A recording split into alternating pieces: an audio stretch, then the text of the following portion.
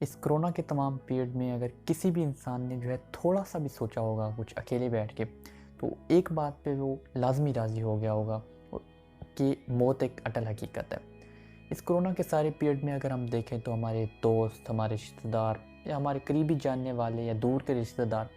کوئی نہ کوئی ہماری آنکھوں کے سامنے فوت ہوئے۔ تو یہ چیز بیسیکلی ہمیں سوچنے پہ مجبور کرتی ہے کہ شاید جس طرح ہم زندگی گزار رہے تھے ہمیں اسے تبدیل کرنے کی ضرورت تھی، اور اگر ابھی بھی زندہ ہیں تو ہمیں اسے تبدیل کرنے کی ضرورت ہے، اور ہمیں فیوچر میں ایک ڈیفرنٹ لائف سٹائل کرنے کی ضرورت ہے۔ یعنی کہ شاید ہم جتنا کام کر رہے تھے، اگر آپ نے ریئلائز کیا ہو کہ ہمیں شاید اتنا کام کرنے کی ضرورت نہیں تھی۔ شاید ہمیں اپنے احساسات کو، ہمیں اپنی ویلیوز کو جو ہے زیادہ امپورٹنس دینا چاہیے تھی اپنے کام سے۔ شاید ہمیں پیسوں سے زیادہ انسانوں پہ فوکس کرنا چاہیے تھا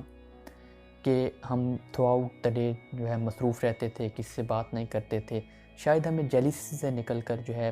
لوگوں کے احساسات کی قدر کرنی چاہیے تھی۔ شاید ہمیں اگر کسی کو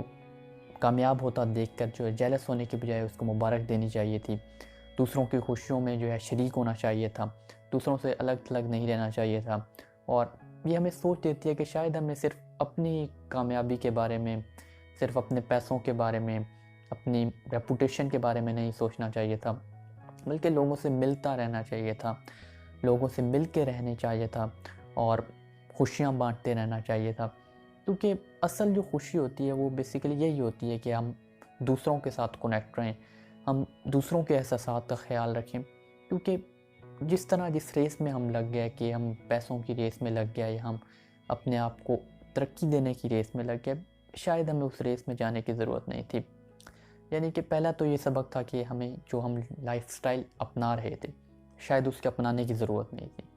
شاید اتنا آگے بڑھنے کی ضرورت نہیں تھی۔ ایک خاص لمٹ تک ہمیں ایفرٹ کرنے کی ضرورت تھی، ہمیں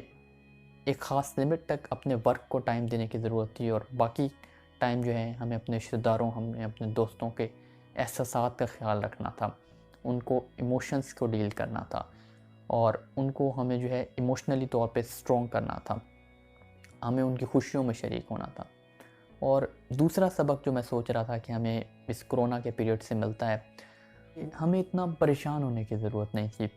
کیونکہ موت ایک اٹل حقیقت ہے۔ یعنی آج نہیں تو کل ہم نے مر جانا ہے، تو اتنا پریشان چھوٹی موٹی چیزوں پہ ہونے کی ضرورت ہی نہیں تھی۔ اس طرح اگر آپ کسی بھی اسٹوڈنٹ لائف میں دیکھیں، اسٹوڈنٹ لائف میں جو ہے نمبر نہیں آئے، یا میں اس سے کم تر ہوں، انفیورٹی کمپلیکس وغیرہ، یا پھر وہ جیلسی والا فیکٹر وغیرہ آ جاتا ہے، یا بزنس لائف میں، پروفیشنل لائف میں بھی جیلسی آتی ہے، یا پھر تنخواہ کا ایشو آ جاتا ہے، شاید ہمیں وہ لائف سٹائل اپنانے کی ضرورت نہیں تھی کہ ہمیں اتنی ایفرٹ کرنی پڑے کہ جو ہے میں اتنے پیسے کماؤں، اور پھر اس کے پیچھے بھاگنے کی ضرورت نہیں تھی۔ کیونکہ الٹیمیٹلی اگر آج نہیں تو کل ہم نے مر جانا ہے، تو جتنے سکون میں ہم زندگی گزار سکتے تھے ہمیں وہ زندگی گزارنے کی ضرورت تھی، اور آنے والی زندگی ہمیں سکون میں گزارنی چاہیے، دوسروں کو ایموشنز کا خیال رکھنا چاہیے، اور لوگوں سے کنیکٹ رہنا چاہیے، اپنے آپ سے نکل کر بیسیکلی میں اور آپ کو جو ہے ہم میں کنورٹ کرنا چاہیے، اور دوسروں کی لائف پہ امپیکٹ بنانا چاہیے۔ وہ کہتے ہیں کہ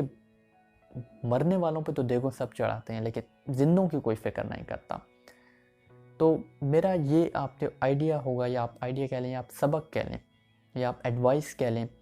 کہ بیسیکلی لوگوں سے ملتے رہا کریں، کبھی آپ ان کے پاس چلے جایا کریں، کبھی ان کو اپنے گھر بلا لیا کریں، تاکہ آپ کے جنازے کا سائز انکریز ہو سکے۔ آل دی بیسٹ۔